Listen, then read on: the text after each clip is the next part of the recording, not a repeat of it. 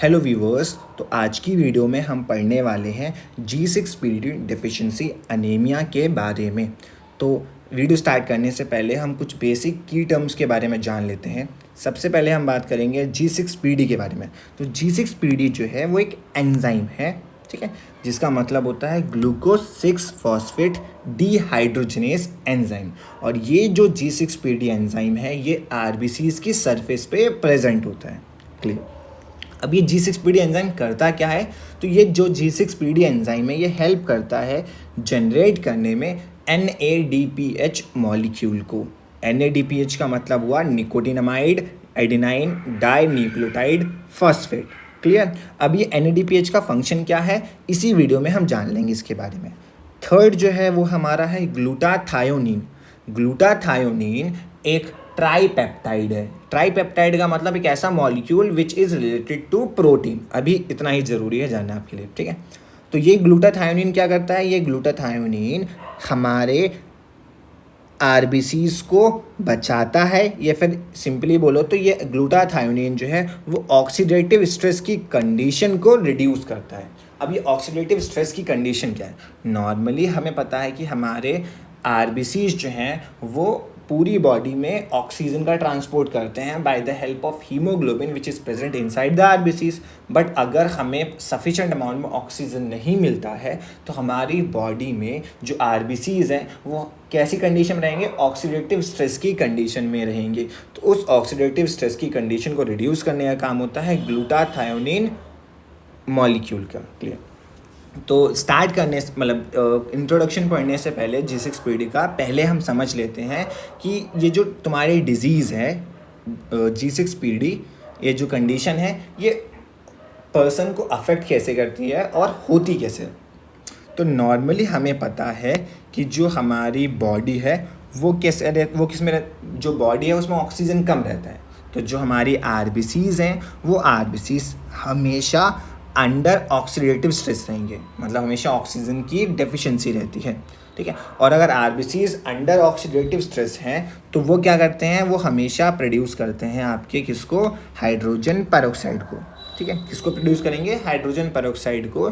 जो hydrogen peroxide एक type का ऑक्सीडेंट है, ये फिर आप बोलो ये फ्री रेडिकल है। नॉर्मली हमारी बॉडी में हाइड्रोजन पेरोक्साइड एक्यूमुलेट नहीं होने देते हम, क्योंकि ये हाइड्रोजन पेरोक्साइड आरबीसीज के लिए हार्मफुल है। ये आरबीसीज को डैमेज करता है एंड अल्टीमेटली आरबीसीज की लाइसिस करवाता है, तो हमें हीमोलाइसिस देखने को मिलता है। तो हमारा मेन काम क्या होगा? हमारा मेन काम क्या होगा? इस हाइड्रोजन पेरोक्साइड को किसी भी तरीके से कन्वर्ट कर देना। तो इस हाइड्रोजन पेरोक्साइड को हम कन्वर्ट करते हैं वाटर में। और ये जो कन्वर्जन हो रही है हाइड्रोजन पेरोक्साइड की वाटर में, ये कौन करवा रहा है? ये करवा रहा है ग्लूटाथायोनिन। ये कौन कॉज करवा रहा है? ये कॉज करवा रहा है ग्लूटाथायोनिन। ग्लूटाथायोनिन एक रिड्यूसिंग एजेंट होता है जो क्या करता है? सामने वाली सब्सटेंस को रिड्यूस कर देगा और खुद ऑक्सीडाइज हो जाएगा, ठीक है। तो ग्लूटाथायोनिन ने क्या कराया? इसने हाइड्रोजन पेरोक्साइड को रिड्यूस करा के वाटर में कन्वर्ट कर दिया और खुद एक ऑक्सीडाइज्ड फॉर्म में कन्वर्ट हो गया। नॉर्मली हमारे बॉडी को रिड्यूस्ड फॉर्म ऑफ ग्लूटाथायोनिन चाहिए, बट अब क्या हो गया है? ये कन्वर्ट हो गया है एक ऑक्सीडाइज्ड फॉर्म में। तो हम क्या करेंगे? इस ऑक्सीडाइज्ड फॉर्म ऑफ ग्लूटाथायोनिन को दोबारा से कन्वर्ट कराएंगे किसमें? रिड्यूस्ड फॉर्म ऑफ ग्लूटाथायोनिन में। और ये जो कन्वर्जन है, ये कन्वर्जन कौन कराता है? ये कन्वर्जन कराता है NADPH molecule, nicotinamide adenine die nucleotide phosphate, ठीक है। तो NADPH ने क्या किया? इस ऑक्सीडाइज्ड फॉर्म ऑफ ग्लूटाथायोनिन को कन्वर्ट कर दिया रिड्यूस्ड फॉर्म ऑफ ग्लूटाथायोनिन में। अब इस NADPH मॉलिक्यूल की फॉर्मेशन कौन करता था? G6PD enzyme. अगर पर्सन के अंदर G6PD एंजाइम की डेफिशिएंसी होगी तो क्या होगा? NADPH जो है वो प्रॉपर अमाउंट में नहीं बन पाएगा। और अगर NADPH प्रॉपर अमाउंट में नहीं बनेगा तो क्या होगा? तो ऑक्सीडाइज्ड फॉर्म ऑफ ग्लूटाथायोनिन कन्वर्ट नहीं हो पाएगा रिड्यूस्ड फॉर्म ऑफ ग्लूटाथायोनिन में। एंड अल्टीमेटली आपको क्या देखने को मिलेगा? अल्टीमेटली आपको देखने को मिलेगा कि आपकी आरबीसीज के अंदर हाइड्रोजन पेरोक्साइड की एक्यूमुलेशन हो गई है, जिसकी वजह से लाइसिस देखने को मिलेगी आपको आरबीसीज की। क्लियर? गुड।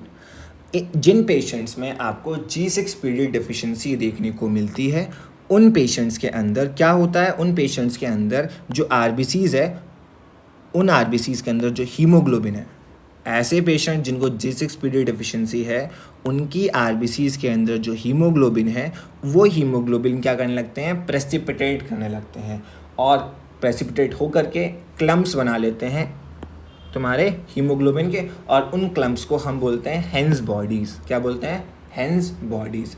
तो जब ये तुम्हारे जब ये आरबीसी जिनके पास हेंस बॉडीज़ है, ये मूव करती हैं तुम्हारे वेसल से, ब्लड वेसल से, स्प्लीनिक वेसल से, तब स्प्लीन में जो मैक्रोफेजेस होते हैं, वो मैक्रोफेजेस इन आरबीसीज़ को आइडेंटिफाई करते हैं एज एबनॉर्मल आरबीसीज़ और उन पे अटैक कर देते हैं। ठीक है, तो जो भी हेंस बॉडीज़ होती हैं उतने पोर्शंस को ये बाइट कर लेते हैं। ठीक है, एंड ऐसे पेशेंट जिनके अंदर G6PD डिफिशिएंसी है, तो उन पेशेंट्स के ब्लड की अगर आप पेरिफेरल स्मीयर बनाते हो तो हमेशा आपको बाइट सेल्स देखने को मिलेंगे, मतलब ऐसे आरबीसीज़ देखने को मिलेंगे कुछ इस पैटर्न में। Clear, good. आई थिंक आपको ये समझ में आ गया होगा कि ये डिजीज़ होती कैसे है प्रॉपरली। अब हम बात करते हैं इंट्रोडक्शन के बारे में। ठीक है, ओके। अब glucose 6 phosphate dehydrogenase, G6PD deficiency जो है, वो G6PD डिफिशिएंसी एक ऑटो इम्यून हीमोलिटिक अनीमिया है। मतलब ये जो G6PD डिफिशिएंसी है, ये तुम्हारी सबसे कॉमन डिसऑर्डर है आरबीसीज़ का, और वो भी कौन सा, एंजाइमेटिक, क्योंकि इसमें प्रॉपरली G6PD एंजाइम नहीं बन पाते। ठीक है, G6PD डिफिशिएंसी जो है वो एक x linked recessive genetic condition है। मतलब ये एक्वायर्ड नहीं है, एक कंजेनिटल डिसऑर्डर है, मतलब तुम्हारे पेरेंट्स से ही बच्चों में ट्रांसफ़र होता है। ठीक है, आप बाहर के किसी भी फैक्टर से आप डेवलप नहीं कर सकते G6PD एंजाइम की डिफिशिएंसी को। क्लियर। अब हमने देखने को क्या मिल रहा है कि ये एक एक्स लिंक्ड जेनेटिक कंडीशन है। अब देखो, मेल्स में जो क्रोमोसोम्स होते हैं वो XY होते हैं, एंड फीमेल्स की बात करो तो फीमेल्स में XX क्रोमोसोम्स होते हैं। अगर कोई भी एक X क्रोमोसोम जो है वो अफेक्टेड है, जैसे इसमें हमने मेल्स में ये, मेल में तो एक ही X क्रोमोसोम होता है, तो मेल्स हमेशा डिजीज्ड होते हैं, लेकिन फीमेल्स जो हैं, फीमेल हमेशा कैरियर होंगी, फीमेल जो है हमेशा कैरियर देखने को मिलेंगी। क्लियर। अब ये जो G6PD एंजाइम है, एक बहुत ही क्रूशियल एंजाइम है पेंटोस फॉस्फेट पाथवे के बारे में। तो ये एक पेंटोस फॉस्फेट पाथवे, ये एक अल्टरनेट पाथवे है जिसके बारे में मैं ऑलरेडी एक वीडियो बनाऊंगा। ठीक है, ओके। तो G6PD जो एंजाइम है, ये G6PD एंजाइम एक तो आपका हेल्प करता है NADPH की फॉर्मेशन में, ताकि क्या हो, ताकि हमारे आरबीसीज़ को हम प्रोटेक्ट कर सकें ऑक्सीडेटिव डैमेज से। जो ऑक्सीडेटिव डैमेज कौन कराएगा, हाइड्रोजन पेरोक्साइड।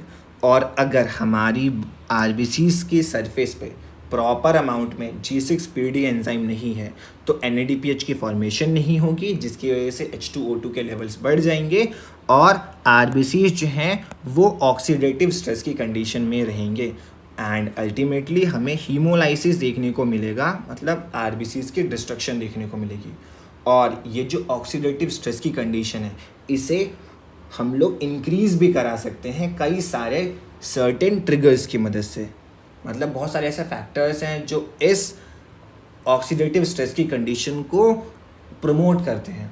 ठीक है, नेक्स्ट हम पढ़ेंगे कॉजेज़ के बारे में। ऐसे कौन कौन से ट्रिगर्स हैं जो क्या करते हैं, जो कि तुम्हारे G6PD डिफिशिएंसी के अंदर हीमोलाइसिस को प्रमोट करते हैं। अब नॉर्मली हमें एक चीज़ पता है कि जो G6PD डिफिशिएंसी है वो खुद क्या है, इनहेरिटेड है, मतलब एक जेनेटिक कंडीशन है। ठीक है, तो बाहर से कोई ऐसा फैक्टर नहीं आएगा जो G6PD एंजाइम की कमी कर देगा। बट जिन पेशेंट्स के अंदर ऑलरेडी डेफिशिएंसी है, उस डेफिशिएंसी की वजह से जो तुम्हारे सिम्टम्स देखने को मिल रहे हैं उसे इंक्रीज़ किया जा सकता है। समझते हैं? तो अभी हम पढ़ेंगे कुछ ऐसे कॉमन ट्रिगर्स के बारे में जो क्या करते हैं, जो तुम्हारे हीमोलाइसिस को प्रमोट करते हैं, या फिर आप बोलो ऑक्सीडेटिव स्ट्रेस की कंडीशन को प्रमोट करते हैं। सबसे पहले हम बात करते हैं इन्फेक्शंस के बारे में।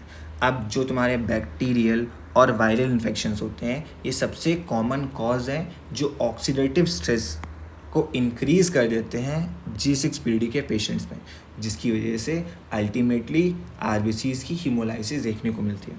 कई सारे ऐसे ड्रग्स हैं, जैसे अगर हम बात करते हैं anti malarial drugs, sulfa drugs, या नाइट्रोफ्यूरेटॉइन, डेप्सॉन, या कई सारी एंटीबायोटिक्स या एस्पिरिन इन हाई डोजेस, ये सारे ड्रग्स भी एज ट्रिगर बिहेव करेंगे, जिसकी वजह से ऑक्सीडेटिव स्ट्रेस बढ़ेगी। और अगर ऑक्सीडेटिव स्ट्रेस बढ़ता है उन पेशेंट्स में जिनके पास G6PD की डिफिशिएंसी है, तो अल्टीमेटली हमारा जो ऑक्सीडेंट है हाइड्रोजन पेरोक्साइड, उसका अमाउंट बढ़ेगा और आरबीसीज़ की लाइसिस होगी। और अगर हम बात करें फूड में, फावा बीन्स जो होती हैं, वो फावा बीन्स भी ट्रिगर करती हैं ऑक्सीडेटिव स्ट्रेस की कंडीशन को। एंड लास्ट, केमिकल्स, जो मॉथ बॉल्स होते हैं जो कंटेन करते हैं नेप्थलीन। तो ये सारे क्या हैं, इन्फेक्शंस, कुछ ड्रग्स, फूड, केमिकल्स, ये सारे ऐसे ट्रिगर्स हैं जो ऑक्सीडेटिव स्ट्रेस की कंडीशन को प्रमोट करते हैं, ताकि अल्टीमेटली हीमोलाइसिस ऑफ आरबीसीज़ आपको देखने को मिले।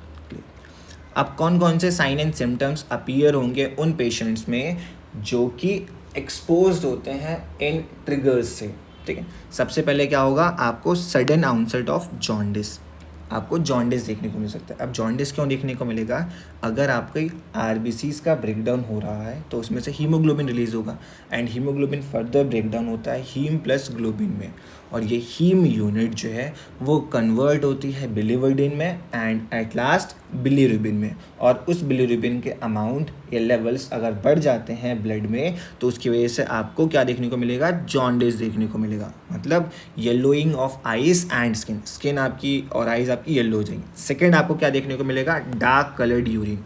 ये क्यों देखने को मिलेगा, जब आपकी यूरिन में हीमोग्लोबिन प्रेजेंट है तो उसकी वजह से आपकी यूरिन का कलर डार्क हो जाएगा। इस कंडीशन को बोलते हैं हम हीमोग्लोबिनोयूरिया।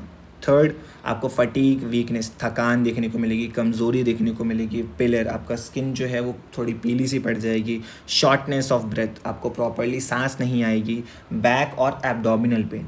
सीवियर हीमोलाइसिस की मतलब सीवियर एंड रैपिड हीमोलाइसिस की कंडीशन में आपको बैक में या फिर एब्डोमेन में पेन भी फील हो सकता है। और बहुत ज़्यादा सीवियर केसेस में आपकी किडनी फेलियर या फिर एक्यूट हीमोलाइटिक क्राइसिस जैसी कंडीशन देखने को मिल सकती हैं। गुड। पैथोफिजियोलॉजी हम ऑलरेडी पढ़ चुके हैं, बट फिर भी मैं एक बार थ्योरी पोर्शन को पढ़ देता हूँ आपके लिए, ठीक है। देखो, G6PD एंजाइम जो था वो हमारा एसेंशियल ज़रूरी होता था किस चीज़ को प्रोड्यूस करने के लिए, NADPH के मॉलिक्यूल को प्रोड्यूस करने के लिए रेड ब्लड सेल्स में।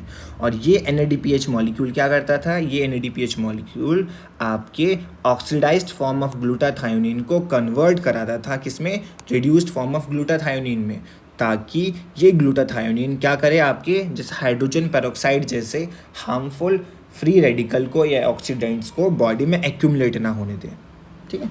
बट अगर आपकी बॉडी में सफिशेंट अमाउंट में G6PD एंजाइम नहीं है तो उसकी वजह से कोई भी NADPH मॉलिक्यूल फॉर्म नहीं होगा या फिर कम फॉर्म होगा, जिसकी वजह से रिड्यूस्ड फॉर्म ऑफ ग्लूटाथायोनिन प्रोड्यूस नहीं होगा। आपको हमेशा क्या देखने को मिलेगा, ऑक्सीडाइज्ड फॉर्म ऑफ ग्लूटाथायोनिन जो कि इनएक्टिव होता है, ठीक है। हाँ, ये तो होते हैं नॉर्मल चीज़ों में। मतलब ऐसा नहीं है कि अगर कोई एक पेशेंट है जिसको G6PD डिफिशिएंसी अनीमिया है, G6PD डिफिशिएंसी है, ठीक है, तो उसके अंदर हमेशा ऐसी चीज़ें देखने को मिलेंगी नहीं। बहुत सारे फैक्टर्स और ट्रिगर्स थे जिसके बारे में हमने पढ़ा, जो प्रमोट करते हैं इस ऑक्सीडेटिव स्ट्रेस की कंडीशन को, जो अल्टीमेटली हीमोलाइसिस करते हैं।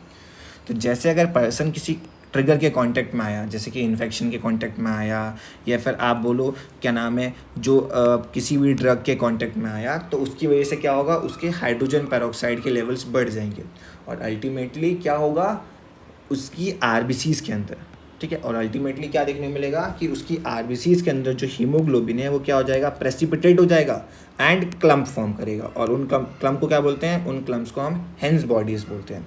और ये हेंस बॉडीज़ हमारी आरबीसीज़ मेम्ब्रेन से स्टिक रहती हैं, चिपकी हुई रहती हैं, ठीक है।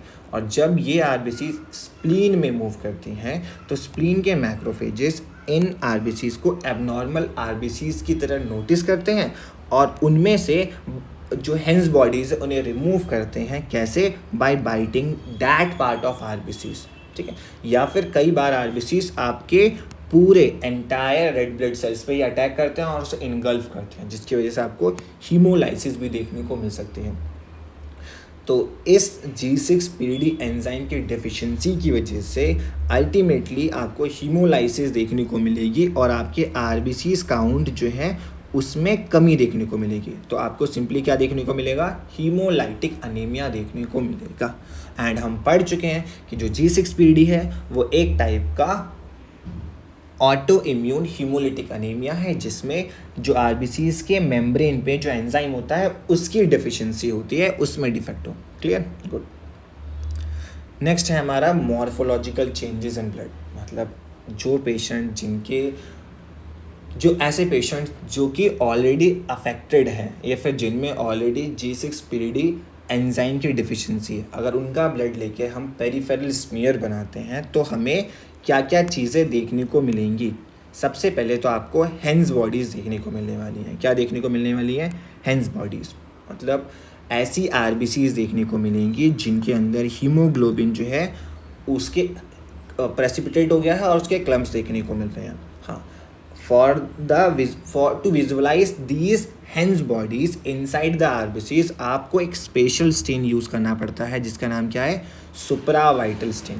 क्लियर, हेंस बॉडीज देखने को मिलेंगे। सेकंड आपको क्या देखने को मिलेंगे, सेकंड आपको बाइट सेल्स देखने को मिलेंगे। बाइट सेल्स क्यों देखने को मिलेंगे, क्योंकि जो स्प्लीनिक मैक्रोफेजेस हैं वो इन हेंस बॉडीज को आरबीसी से रिमूव कर देते हैं by biting that part of RBCs. ठीक है, तो हेंस बॉडीज के रिमूवल में कौन मदद करवा रहा है, स्प्लीनिक मैक्रोफेजेस मदद कर रहे हैं। थर्ड आपको ब्लिस्टर सेल्स देखने को मिलेंगे। ब्लिस्टर सेल्स का मतलब ऐसे सेल्स, देखिए जैसे कि ये हमने एक आरबीसी बना लिया, बाइकॉनकेव करके बना दिया, ठीक है। तो ऐसे आरबीसीज जिनमें जो कुछ एरिया जो है वो आपको कैसा देखने को मिलेगा, हॉलो देखने को मिलेगा। किसकी वजह से, ऑक्सीडेंट डैमेज की वजह से। ठीक है, फोर्थ आपको रेटिकुलोसाइट्स देखने को मिलेंगे। मतलब अब अगर आरबीसीज डैमेज हो रही हैं तो आरबीसीज डैमेज, मतलब जिस रेट पे आरबीसीज डैमेज होते हैं उसी रेट पे जो हमारा बोन मैरो है वो ट्राई करती है कंपनसेट करने के लिए आरबीसीज के नंबर के साथ। ठीक है, तो बोन मैरो भी लगातार आरबीसीज बनाएगी, बट क्या होगा, आपको ब्लड स्ट्रीम में बहुत ही लार्ज अमाउंट में इमेच्योर आरबीसीज देखने को मिलने वाले हैं। सिंपली बोलो तो रेटिकुलोसाइट्स। तो जो इमेच्योर आरबीसीज हैं, रेटिकुलोसाइट्स, उनका नंबर इंक्रीज होगा आपके पेरिफेरल ब्लड में। ठीक है, पेरिफेरल ब्लड में। हाँ, फिफ्थ है पॉलीक्रोमेसिया। पॉलीक्रोमेसिया का मतलब ऐसे आरबीसी जो इमेच्योर हैं वो आपको ब्लूइश कलर के दिखने वाले हैं जब आप पेरिफेरल स्मीयर बनाओगे। ठीक है, तो ये हो गया मॉर्फोलॉजिकल चेंजेस, आपको क्या क्या चीज़ें देखने को मिलने वाली है। लास्ट आता है कि कौन कौन से डायग्नोस्टिक टेस्ट हमें परफॉर्म करने चाहिए ताकि हम लोग आइडेंटिफाई कर पाएँ कि एक पेशेंट जो है वो उसे G6PD डिफिशिएंसी है या नहीं। तो सबसे पहले हम कुछ इनिशियल टेस्ट करते हैं। क्लियर, देखो क्या, सबसे पहले हम क्या करेंगे, पहला हम टेस्ट करेंगे फ्लोरेसेंट स्पॉट टेस्ट।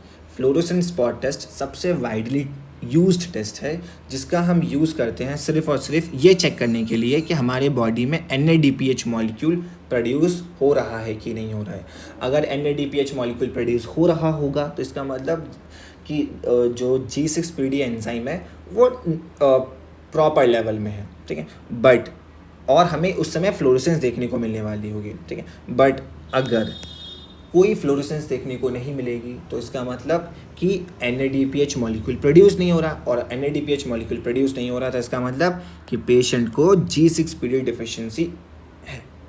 सेकेंड है मेथ हीमोग्लोबिन रिडक्शन टेस्ट। अब मेथ हीमोग्लोबिन रिडक्शन टेस्ट क्या होता है, तो इसमें हम एक कंपाउंड यूज़ करते हैं जिसका नाम है मेथ हीमोग्लोबिन। ठीक है, और इस मेथ हीमोग्लोबिन का हम यूज़ क्यों करते हैं, क्योंकि आरबीसीज के पास, हम इसमें सिर्फ ये चेक करते हैं कि आरबीसीज के पास ऐसी एबिलिटी है कि नहीं कि वो मेथ हीमोग्लोबिन को क्या कर सके, रिड्यूस कर सके यूजिंग NADPH। अगर NADPH प्रॉपर अमाउंट में होंगे तो आरबीसीज बड़ी आसानी से मेथ हीमोग्लोबिन को रिड्यूस कर देंगे। ठीक है, जिससे हमें पता चल जाएगा कि G6PD एंजाइम प्रॉपर अमाउंट में है।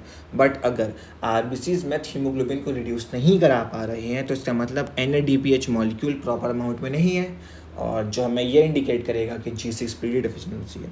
थर्ड है डाई डीकलराइजेशन टेस्ट। तो डाई डीकलराइजेशन टेस्ट एक सिंपल कलर चेंज टेस्ट होता है जिसमें हम सिर्फ और सिर्फ यूज़ करते हैं ताकि हम लोग पता लगा सके G6PD एंजाइम के लेवल्स को, बस। अब ये तो है इनिशियल स्क्रीनिंग टेस्ट। अगर ये इनिशियल स्क्रीनिंग टेस्ट पॉजिटिव आ रहे हैं, मतलब कि इनमें से कोई हर एक चीज़ में आपको देखने को यही इंडिकेट हो रहा हो कि G6PD डेफिशिएंसी है, G6PD डेफिशिएंसी है, G6PD डेफिशिएंसी है, तब आप क्या करते हो, कन्फर्मेटरी टेस्ट, जिससे आप पता लगा पाओगे कि एक्चुअल में G6PD डेफिशिएंसी है या नहीं। तो सबसे ज़्यादा एक्यूरेट टेस्ट कौन सा होने वाला है, क्वांटिटेटिव G6PD एंजाइम एसे, और इससे हम मेनली मेज़र करते हैं actual amount of G6PD enzyme का RBCs में, ठीक है।